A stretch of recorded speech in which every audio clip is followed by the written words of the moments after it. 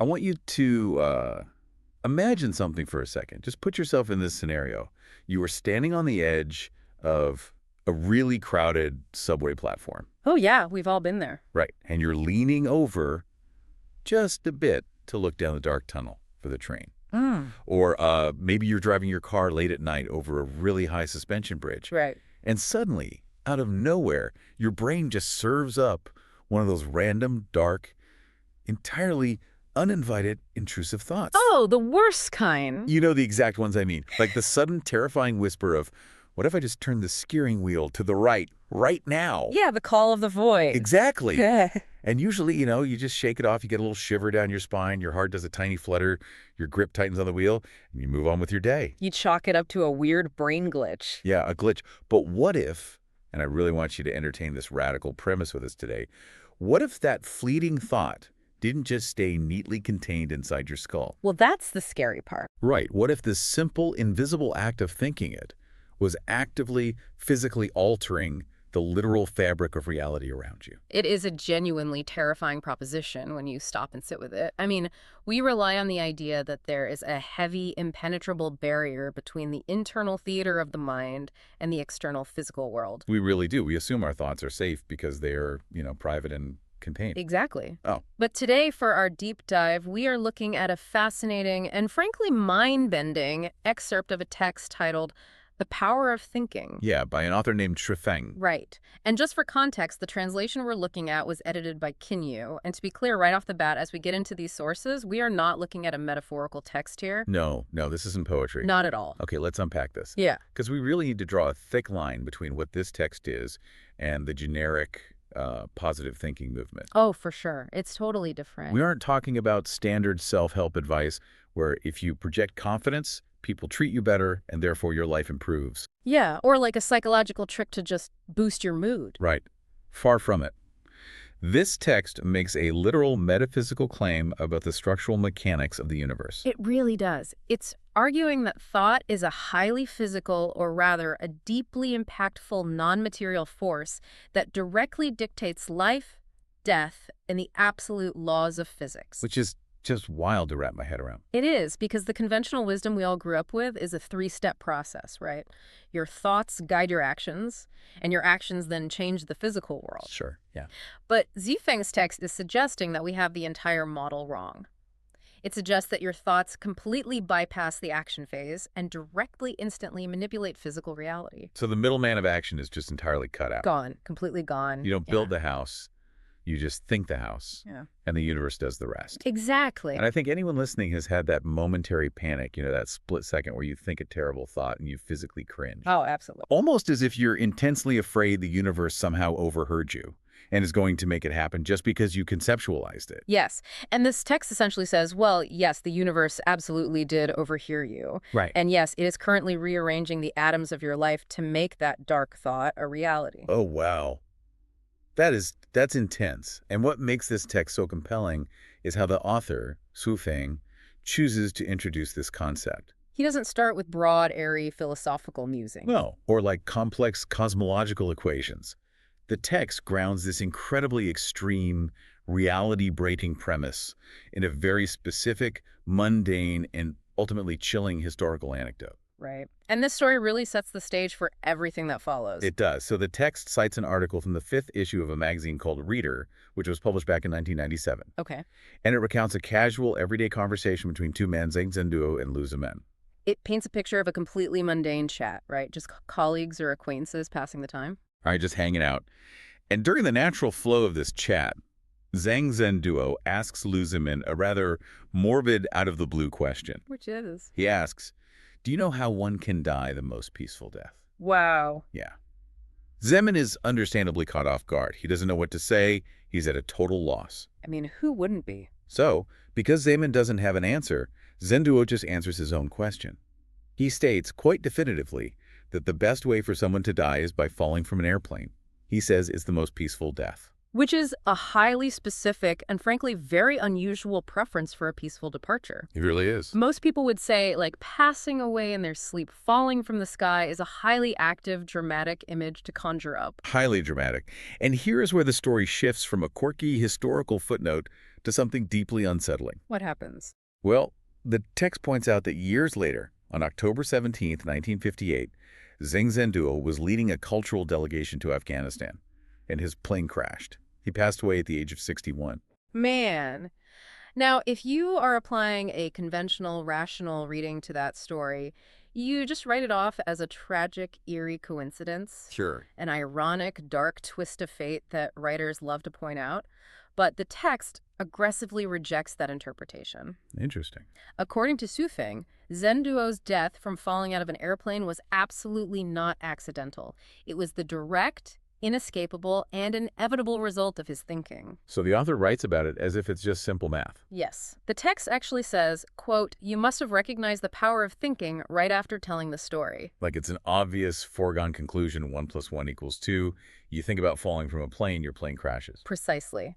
And to back up this massive leap in causality, the source provides a very specific definition of what a thought actually is. Okay, I'm listening. It describes thinking as a non-material form. It's a blueprint. And this non-material form communicates directly with what the author explicitly calls negative cosmic energy. Wait, pause for a second. Negative cosmic energy. I really want to make sure I'm wrapping my head around this terminology. Yeah, it's a loaded phrase. When the text says negative, does he mean negative as in pessimistic, evil, and destructive? No. Or does he mean negative like the polarity of a magnet or like the empty space in a mold waiting to be filled? It is much closer to the latter. In the context of these esoteric frameworks, negative doesn't necessarily mean malevolent. Okay. It refers to the unseen, the latent, the unmanifested potential of the universe. Think of it as the invisible, reactive substance of reality. So it's just raw material. Exactly. Your thought provides the form, the positive structure, and this boundless negative cosmic energy instantly rushes in to fill that form, manifesting it into the physical world. Oh, wow. So the core argument is that the path ahead of us is not determined by the physical steps we take. It is entirely 100% controlled by the mold we create with our thoughts. So the text explicitly states that whether a thought is a positive aspiration or a negative fear, once that thinking is set, the energy of the negative universe will fully and blindly align to achieve it. Yes, blindly is the key word there. Okay, well, this brings me to a major point of pushback on the sheer scale of this causality. Go for it. Because if I am following the logic here, the text is essentially saying that every terrible accident, every random tragedy, every twist of bad luck is just the universe flawlessly fulfilling an order that we consciously or subconsciously placed. That is the implication, yes. It makes the universe sound like this overly literal, incredibly dangerous AI smart speaker sitting in our living room. You know, that is a remarkably accurate way to conceptualize the mechanics the author is describing. It's terrifying. Imagine you have this ultimate smart speaker, and it has the power to execute every single command perfectly, without fail. Right. But the flaw is that it possesses zero context, and it never, ever asks for confirmation. No safety net at all. None. You accidentally mutter, "I wish the house would burn down," because you burned your dinner and you're frustrated. And the smart speaker just immediately says, okay, initiating house fire. Yes, there is no, did you mean to say prompt? There is zero buffer between the fleeting thought and the permanent execution by this negative cosmic energy. And if we connect this terrifying lack of a safety net to the broader narrative of the text, it explains exactly why the author includes a rather ominous disclaimer right after explaining this mechanism. Oh, what kind of disclaimer? Schoffen writes, and I am closely paraphrasing the translation here, that he would rather not delve deeper into these specific laws, intentionally holding back the finer mechanics of this process. The ultimate. I could tell you, but then I'd have to kill you mover. Pretty much. And the reason given is wild. The text claims this information is withheld to prevent people from mastering these laws and causing harm to others. It's a huge pivot. It reframes the author from a simple philosopher to a sort of benevolent gatekeeper. Right. The implication is profound. If you truly understood the precise frequency or method to consciously manipulate this negative cosmic energy through focused thought, you could use your mind as an untraceable weapon. You could literally think an enemy into a plane crash, just as Zhang Zhendua accidentally thought himself into one. Exactly. So the author claims to be deliberately obscuring the deeper source code of the universe for the safety of humanity. Which honestly is such a brilliant narrative hook. It adds this irresistible layer of forbidden, dangerous knowledge to the text. It really does. It draws you right in. But the thing is, even while claiming to hold back the deepest, darkest secrets, the text does not leave the reader empty-handed. No, not at all. In fact, here's where it gets really interesting. Because the author transitions directly from this historical anecdote and this ominous warning into 5 extremely specific, highly practical examples of mind over matter. Or as the text mildly puts it, scenarios for the reader to ponder or experiment with. And we must strongly emphasize the tone here. Definitely. The text presents these 5 scenarios not as allegories. They were not thought experiments designed to make you feel empowered or to illustrate a moral point. Right. They are presented as literal physical feats that any human being can achieve, if and only if they completely and utterly abandon conventional thinking. Okay, let's walk through these 5 impossible feats because the way they escalate is just fascinating. It starts almost grounded and then completely leaves orbit. That's it. The first feat is the bank check. The text claims you can take a totally blank piece of paper cut to the size of a standard bank check. Okay. If you firmly, absolutely believe in your mind that it is a flawless bank check with a specific exact amount written on it, you can take that blank paper to the bank and the teller will surely cash it. Wow. But there is a vital, non-negotiable caveat attached to this scenario, and it forms the bedrock rule for all the examples that follow. What's that? The text explicitly states that any trace of doubt in your mind will lead to failure. Any trace. Exactly. It's not about tricking the teller. It's about your mind holding the reality of that check so firmly that the universe forces the teller's perception to align with your thought. So if you doubt the paper is a check for even a microsecond, the illusion collapses, and you are just a person holding a blank piece of paper. the psychological load of that is immense. Absolutely. Okay, moving to feat number 2, the locked room. You lock yourself inside a room with closed, solid doors and closed windows. Setting the stage. The text claims that if you eliminate the presence of tangible objects, specifically the walls and the doors, from your thinking, you can just easily leave the room. You don't open the door, you just leave. It's the ultimate test of object permanence, but in reverse. You have to unknow the wall. Unknow the wall, I like that. And again, the caveat is present and physically punishing. If even a slight doubt exists in your mind about whether the wall is truly gone, the text warns you will inevitably hit that wall. You will literally just walk face first into the drywall. Yeah. Okay, feat number 3, walking on water. The author states that those historical or mythical figures who can walk on water simply do not perceive the water beneath their feet as water. They perceive it as solid ground. But the text warns, if you start to panic, or if you begin to doubt the water's ability to support your weight while you are mid-stride, you will sink immediately. So notice the underlying pattern emerging here. Yeah, the physical world, the water, the wall, the paper is entirely malleable. It has no fixed state. Right. However, human psychology, specifically the deeply ingrained human tendency to analyze, to fear, and to doubt, is the sole limiting factor. Doubt is the gravity that pulls you under. It's all about an almost psychopathic level of absolute conviction. It really is. Okay, feat 4, invisibility. Oh, this one is interesting. The text suggests you can infiltrate a heavily guarded, secure location. How? Not with camouflage, but by envisioning yourself as completely invisible in your own mind. Wow. If you hold that mental state, you can confidently enter and exit right past the guards. But the slightest flicker of fear will instantly alert the guards to your presence. The physical armed guards are rendered entirely powerless, practically blind, by your internal mental state, provided, of course, that your mental state is utterly flawless. Flawless is the key word. Right. And finally, feat number 5, which is without a doubt the most extreme, high-stakes scenario, flying. Let's hear it. The text says you can stand atop a high-rise building or on a jagged cliff's edge and simply imagine flying to another high point without any tools, wings, or parachutes. And here the author draws a hard line between what he calls conventional and unconventional thinkers. How so? Well, conventional thinking obviously deems jumping off a building impossible and reckless. Right, because of gravity. But the text asserts unconventional thinkers, those who have mastered the negative cosmic energy, can achieve it. Look, I have to stop and really analyze this. You look at these examples. caching a blank piece of paper, phasing through solid walls, strolling across a lake, turning invisible to armed guards, and launching yourself off a cliff. It's quite a list. It instantly reminds me of a video game physics engine, where a player has suddenly found the developer console and just typed in the cheat code to turn off collision detection. Yes. Suddenly, the programmed rules of gravity and solid matter just don't apply to the player's avatar anymore. They just clip right through the map. A perfect analogy. But applying that to the real world, I have to ask, based on your read of the translation, is the author demanding we literally try walking off a cliff?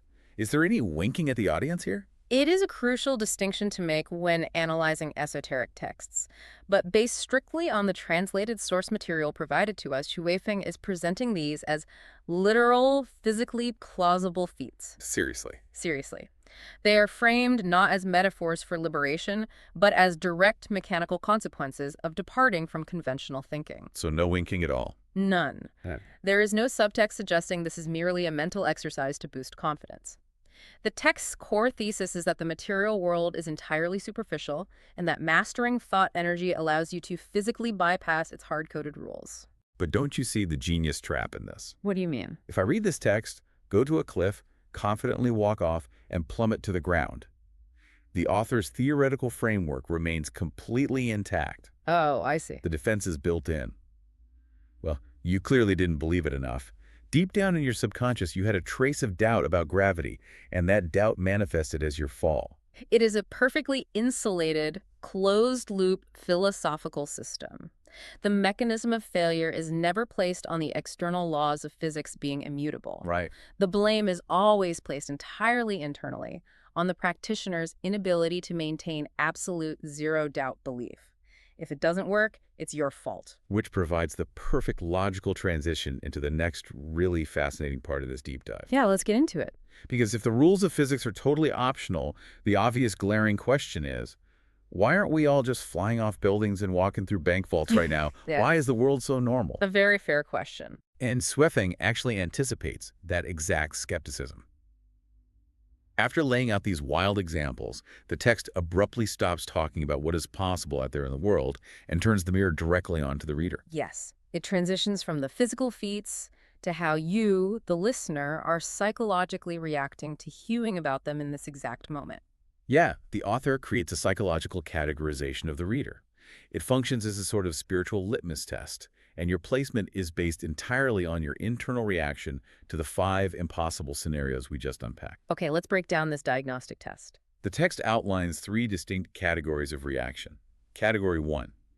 If you are listening to this and you think these scenarios are just mere fantasies, complete delusions, and absolute nonsense. If your primary reaction is to think the author is crazy. Exactly. And how does the author classify that specific, highly common reaction? The text states that reacting this way indicates you possess normalcy, rationality, and a scientific mindset. What's fascinating here is the subversion of language. Oh, completely. In almost every other context in our modern world, possessing a rational scientific mindset is the ultimate compliment. It is the gold standard for accurately understanding and navigating reality. Right. But here, Zhou weaponizes those terms. He frames normalcy and scientific rationality not as the ultimate truth, but as a rigid, low-level conventional baseline. It is explicitly framed as a severe limitation. Right. It's incredibly condescending in a very subtle way. Very much so. It's like the text is saying, oh, you believe in the rigid laws of physics and empirical evidence. How quaint. How painfully normal of you. It completely flips the hierarchy. Okay, moving to category 2. The text says, if you find these reality-bending feats intriguing, it suggests you possess the capacity for unconventional thinking. So you aren't quite ready to go jump off a cliff just yet, but your mind is open to the possibility that the world is weirder than science claims? Right. It implies you are beginning to break away from the herd. You are peeling away from that restrictive conventional baseline and showing potential. And finally, category 3. Yes. The text states that if you recognize the superficiality of our understanding of the material world, and you believe these 5 feats are entirely, literally plausible, well, then you have fully departed from conventional thinking. Wow. And it promises that with further development, even more profound mysteries of the universe will be unveiled to you. It creates a very clear, very seductive hierarchy of enlightenment. The rational, empirical scientist is placed firmly at the bottom, trapped in a cage of conventional thinking they don't even realize they are in. So true. The intrigued, open-minded individual is in the middle, transitioning. And the absolute believer, the one who rejects subjective reality in favor of subjective thought, is at the very top, positioned to eventually wield boundless cosmic energy. But the text does add that this mastery isn't handed out freely, right? Correct. It depends heavily on rigorous self-cultivation. And accessing these higher realms hinges entirely on continuous self-improvement. I have to ask you, and I really want you, the listener, to think about this too. Which category did you instinctively fall into when we started talking about walking through walls? It's a great question to ask yourself. But beyond our personal reactions, looking at how this text is constructed, isn't this just a masterclass in rhetorical manipulation? Oh, absolutely. It's what some call a Kafka trap. The author essentially builds a psychological fortress around his claims. He says, if you try to use logic and science to disprove what I'm saying, that very attempt just proves you are too normal and hopelessly trapped in a lower dimension of conventional thought. Yeah. It completely, perfectly insulates the theory from any kind of external scientific criticism, doesn't it? It is a profoundly effective, if highly manipulative, rhetorical strategy. By preemptively defining scientific critique as a symptom of ignorance or a lower level of spiritual understanding, the text creates an impenetrable ideological loop. An impenetrable loop. If you aggressively doubt the text, you simply prove the text's point about your own conventional limitations. If you attempt to walk through a wall and smash your bleeding nose proves the text's point about the destructive, grounding power of your own doubt. So in this framework, every conceivable outcome validates the original premise. It is airtight. You literally cannot argue with it using the agreed-upon rules of logic, because the text's very first move is to explicitly reject the rules of logic as being a superficial illusion. And by doing so, it forces the reader into a corner where they must make a fundamental choice about their own identity. Like, do you want to accept being normal, boring, and permanently bound by superficial rules? Or do you want to be unconventional, special, and possess the latent potential to wield boundless, godlike power? Framed that way, it is an incredibly seductive proposition. It really, really is. It plays right into the human desire to be more than just flesh and bone. So what does this all mean? Let's summarize it. If we step back from the blank checks in the locked rooms and look at the whole cosmological picture Ofeng paints in The Power of Thinking, what are we left with? We are looking at a worldview that goes light years beyond mere optimism or manifestation. Yes, this source material asserts that thought itself is the single most potent foundational energy in the entire cosmos. It asserts that the physical, tangible world is entirely subordinate to the non-material mind, that through absolute, unwavering belief and the incredibly difficult, complete eradication of every single atom of doubt, a person can invisibly influence life and death, alter the fundamental properties of physical matter, and completely transcend the laws of nature. The universe is just an empty, waiting canvas, desperate for our orders, whether we intentionally mean to give those orders or not. Exactly. But here is the absolute craziest part of the text for me. After explaining all of this universe-altering mechanics, after outlining the chilling historical proof with the airplane crash, explaining the dangerous smart speaker nature of reality, detailing the 5 impossible feats, and giving us the psychological litmus test, the text ends in the most incredible, abrupt way imaginable. It is quite literally a cliffhanger. Yeah. The final translated line of the excerpt we are analyzing today is simply, quote, "Here, what I want to declare is..." And then absolutely nothing. It just ends. There's a colon and then empty space. The ultimate revelation, the great secret he was building toward, is just left hanging in the air, completely unsaid. It is a striking, almost aggressive structural choice, whether it was fully intentional by the author or merely an artifact of where the excerpt was cut. Right.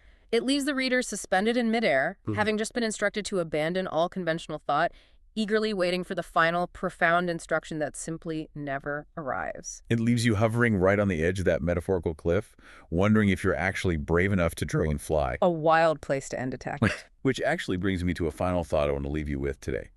Something for you to mull over on your commute or while you're making dinner.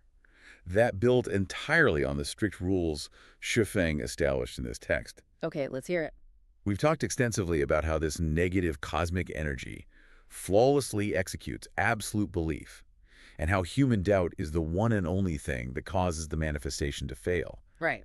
But what happens if we take that rule to its logical extreme and put two of these absolute believers in the exact same room? Oh, that is a deeply fascinating and highly volatile thought experiment. Right. Picture this.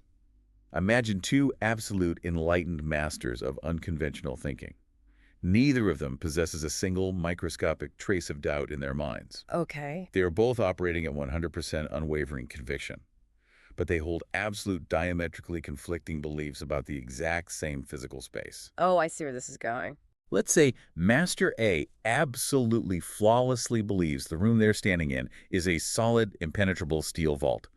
Master B, standing right next to him, absolutely flawlessly believes the room has no walls at all and is completely open space. Wow. If the universe, as the text claims, flawlessly and instantly executes thought without exception, what happens in that room? That's the ultimate question. Does the fabric of the universe fracture and tear under the impossible weight of two opposing absolute truths? Or does the marginally stronger mind simply overwrite and delete the physical reality of the weaker one? It perfectly exposes the terrifying, chaotic paradox of a universe governed entirely by subjective, uncompromising will. If reality is just a projection of the strongest mind, then reality is a constant, invisible war. Exactly. It's the ultimate unstoppable force meeting the ultimate immovable object, but playing out purely in the theater of the mind. Who wins when two literal gods disagree on what a wall is? That is heavy. It's something heavy to think about the next time a random, intrusive thought pops into your head. Just remember to be very, very careful what you think about because the universe might just be waiting to hit execute.